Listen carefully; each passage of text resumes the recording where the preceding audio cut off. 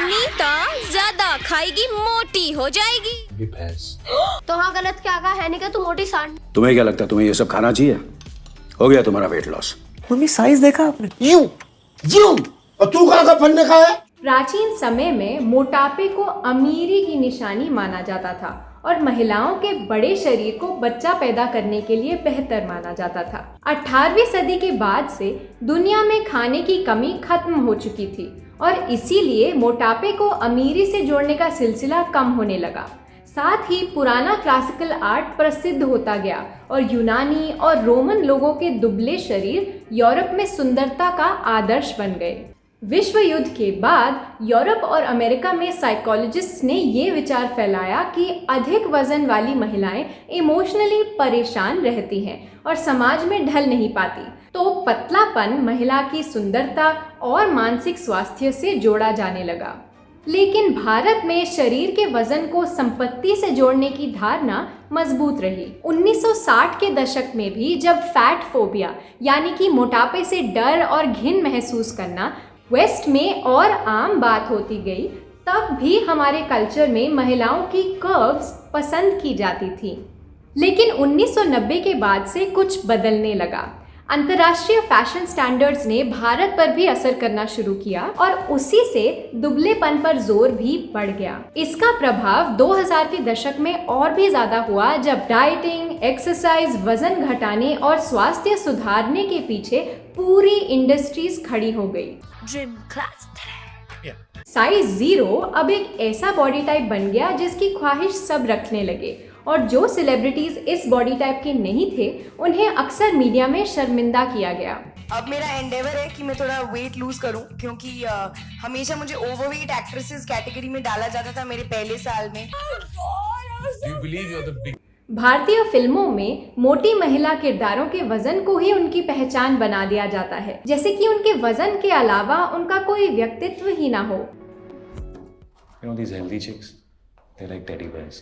इसी हिसाब से मोटी महिलाएं कभी हीरो का लव इंटरेस्ट नहीं हो सकती।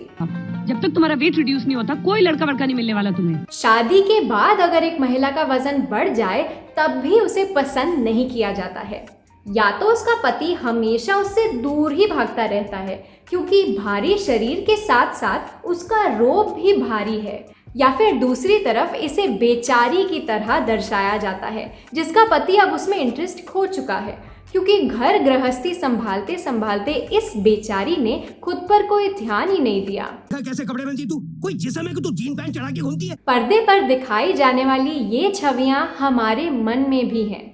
जिस समाज में लड़कियों का अस्तित्व सिर्फ शादी है, वहाँ किसी कुंवारी लड़की का मोटापा उसके पूरे परिवार पर बोझ की तरह देखा जाता है।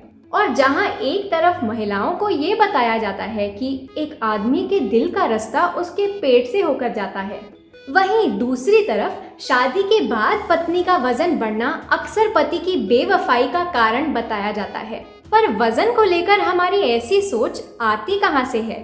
किसी की भी अहमियत उनकी ऊपरी बनावट से जोड़ना और फिर समाज की नज़रों में सुंदर ना होने के लिए उन्हें शर्मिंदा करना गलत है। लेकिन हमें ये भी याद रखना चाहिए कि मानव इतिहास में सुंदरता का आदर्श हमेशा बदलता आया है, बदलते समाज और संस्कृति के आधार पर महिलाओं के शरीर के बारे में एक बात कभी नहीं बदली कि ये शरीर प्राकृतिक रूप से अलग अलग रंग, रूप और आकारों का होता है। हाँ, ये बात तो है कि जब हमारे बाहरी रूप के बारे में हमें बार बार शर्मिंदा महसूस कराया जाता है, तब अपने शरीर को अपनाना और पसंद कर पाना मुश्किल है। लेकिन शर्मिंदा करने का ये सिलसिला सिर्फ तब खत्म होगा जब हम पहचाने कि ये सच में एक प्रॉब्लम है। तो जब अगली बार आप किसी के वेट पर कमेंट करें या फिर अपने वजन पर शर्म आए, तो एक बार खुद से ये पूछिए कि ये ख्याल आया कहाँ से और क्यों। शायद असली मसला आपके वजन का नहीं बल्कि समाज की सोच का है। ओवरथिंकिंग इट सीरीज़ के इस वीडियो में बस इतना ही। हमारे साथ ओवरथिंक करते रहने के लिए प्लीज़ लाइक, शेयर और सब्सक्राइब कीजिए और द स्वॉडल के वीडियो से अपडेटेड रहने के लिए इस बेल आइकॉन को दबाना ना भूलें।